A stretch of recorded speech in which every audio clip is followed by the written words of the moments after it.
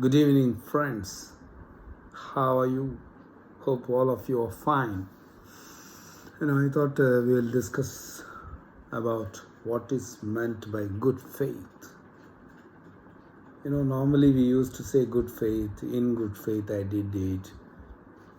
So, therefore, I thought, let us understand actually what is the meaning of good faith.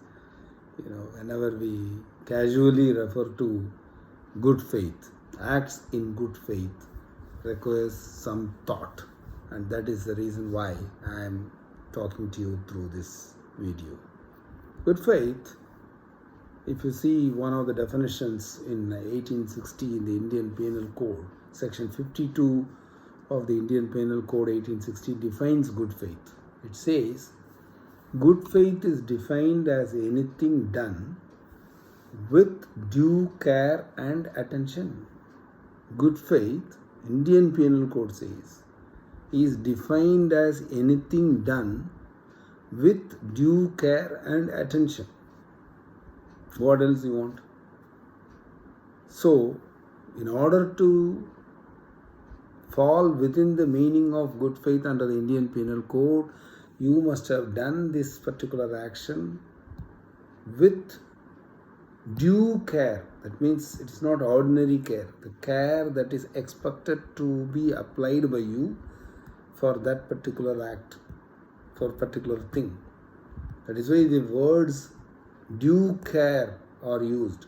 Otherwise, the legislature could have easily used simple care. No, it is due care. The care that is due to be applied must be applied. The attention that is due must be there. That is what is penal code. Understood? So, when you travel from 1860 to, let us say, 1897, the General Clauses Act, which also defines the expression good faith, you will understand that under the General Clauses Act, good faith is a thing shall be deemed to be done in good faith, where it is in fact done honestly, whether it is done negligently or not. The General Clauses Act deviates totally from the Indian Penal Code. 1860 to 1897 we have travelled. General Clauses Act talks about honest act. Good faith is something which is done honestly, whether done negligently or not. Therefore, under the General Clauses Act, the absence of due care and attention can be felt. It always, General Clauses Act, quite in fact I will say inconsistently I am saying, it talks about acting honestly is equivalent of doing something in good faith, whether negligently or not. For example, under the General Clauses Act, wherever the definition General Clauses Act defines an expression, that must be used in all the legislation subsequent to the enactment of the General Clauses Act in 1897 it is, which means all the 1900 to 2000 and the current century, it is all going to be used in the manner in which it is defined under the General Clauses Act, unless the particular enactment defines it differently. Moving from due care and attention, which you saw in section 52 of Indian Penal Code, you see a difference which is marked actually, a very constructive definition, very, very deviated from what was seen in the 1860 Act. And in a way, it is different because under the Indian Penal Code, if it had been defined as honestly, which means there was no criminal intention, it is different. Whereas under Indian Penal Code, it is used with due care and attention. General Clauses Act says it is in good faith if anything is done in honestly. And whether it is done negligently or not is simply added there, which means the General Clauses Act gives preference to honest acts. So a person must have done it negligently, it's okay. Provided he had done it honestly, he has acted in good faith. Negligently, he could have done something. He could not have bothered to take care. But if he had given it, let us say a check is given without account pay. Is given to a particular person, honestly he has given it. Yes, it must, the money must go to him.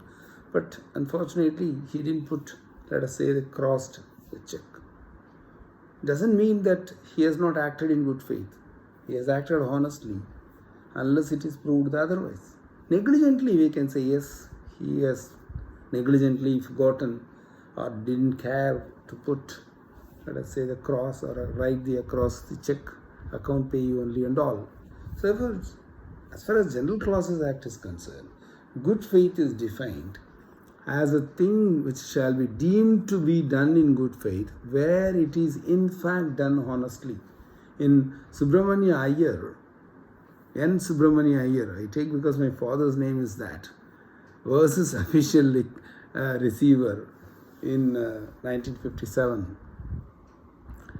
The Indian General Clauses Act defines the term in this way. It applies to all the legislations that has come into force after the enactment of the Indian General Clauses Act. The definition of good faith in the Indian General Clauses Act would have been applicable to Indian Limitation Act also. The Limitation Act came in 1963. So where we started with 1860, we have gone to 1897, now we have come to Limitation Act 1963. And in 1957, the Supreme Court in N. Subramania Iyer versus official receiver Quailon says the General Clause Act would have been applicable to the Limitation Act, because Limitation Act is subsequent legislation, even at that time, 1957 also. But the legislature in its wisdom has given a special definition of good faith different from the one which is contained in the Indian General Clauses Act. The Indian Penal Code, for example, has a different connotation for the word good faith. So it has to be understood in accordance with the statute in which it is specified. In Limitation Act, it should be understood. For example, in the Limitation Act, you would have seen, if a person has in good faith pursued a proceeding or legal case before a particular court, which is not the correct court, but he thought it is the correct court, he has filed it, he is advised like that. Later on, he comes to know that it should have been filed elsewhere. Doesn't mean that he is going to lose the case for want of period of limitation. If he had prosecuted the case honestly, in good faith, before a particular court, and later on he comes to know that it should have been filed elsewhere, he will get the exclusion of time under Section 14, is what Limitation Act says. So under the Limitation Act, good faith is defined like this: nothing shall be deemed to be done in good faith which is not done with due care and attention. Just 1860 to 1963, Indian Penal Code to Limitation Act.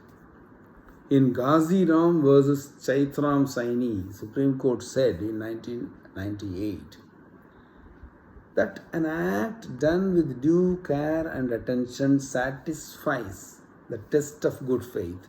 Due care means sufficient care was taken so far as circumstances demanded, and there was absence of negligence. You see the difference between General Clauses Act and the Limitation Act.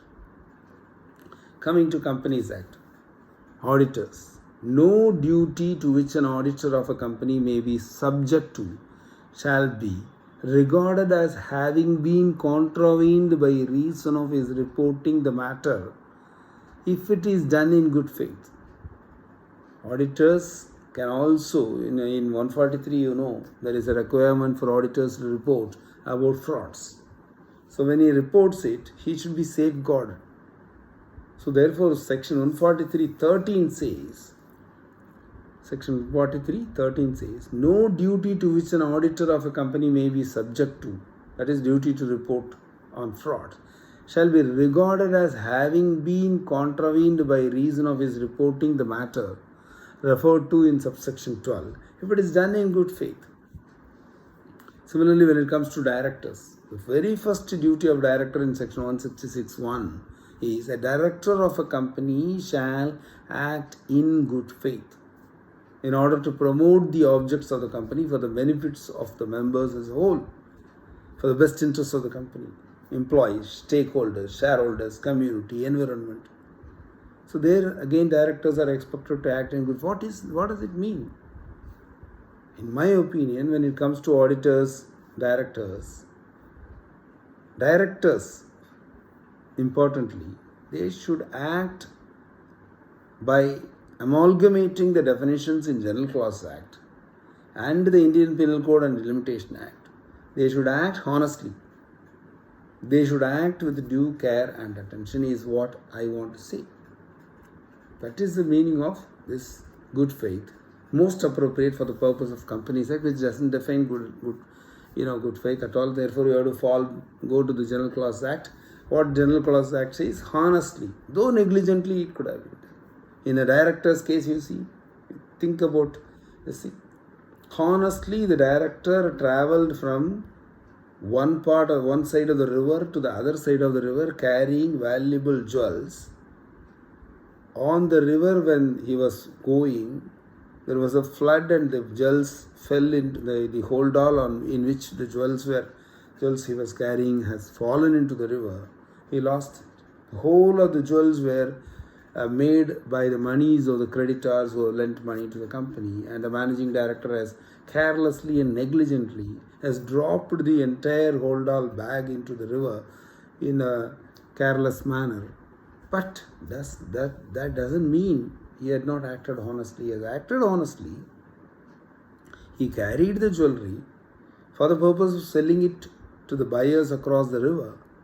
But the jewelry entirely were made by borrowed funds. So he owed a duty of care to the people whose money this was made. So he has failed to act with due care and attention, due diligence, which is expected of him as a director. A director is supposed to act with due care and he has to act in good faith in order to promote the objects of the company. But when it comes to honesty, he has to act honestly. But negligently, if he had acted, it doesn't mean he has not acted in accordance with his terms. So we must remember, appropriately it should be understood. Honestly, my very simple understanding is honestly plus duty of care and attention will result in acting in good faith. Thank you very much.